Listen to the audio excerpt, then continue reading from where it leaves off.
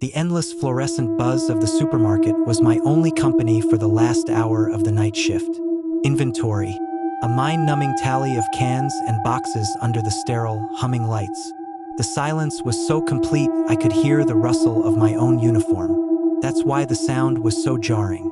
A sharp, metallic click echoed from the ceiling speakers, the sound of the PA system engaging. I froze, pen hovering over my clipboard. There was a pause, filled only by the distant shudder of a compressor. Then, a voice. Not the manager's gruff baritone, but the soft, breathy whisper of a child. So close to the microphone it created a wet, intimate static. "Come find me," it whispered, a secret shared with the empty aisles. "I'm in aisle 7. A chill, sharp and immediate, traced my spine. Aisles were designated by category. I knew the store map by heart. Aisle 7 was baby food and infant supplies. Why would a child be there alone after midnight? My rational mind spluttered, a prank, a lost kid. But the fear was older, deeper. It whispered something else. I walked slowly, the squeak of my shoes on the linoleum absurdly loud. The store seemed larger in the dark, the aisles canyons of shadow. I rounded the corner to aisle 7. It was empty. Rows of tiny jars stared back like unblinking eyes. And then I saw it.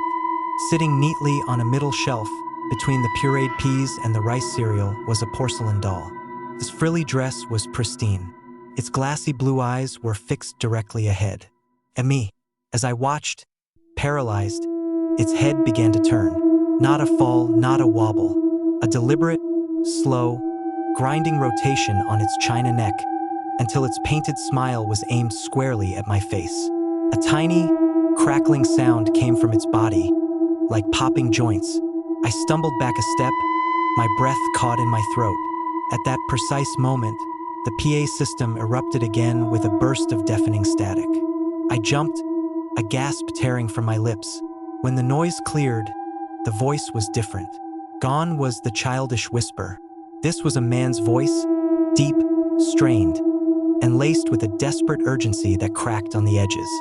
"She's lying," the words boomed, filling the vast, dark space. My heart hammered against my ribs. "Don't listen to her," the voice pleaded, a raw terror in its tone. "I'm the one who's trapped. I'm in the freezer section, the walk-in freezer. Please."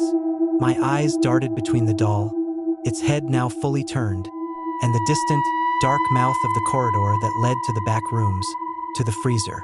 The man's voice returned, lower, a harsh, guttural warning that dripped with cold dread.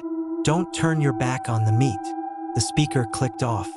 The silence that followed was absolute, heavier than before.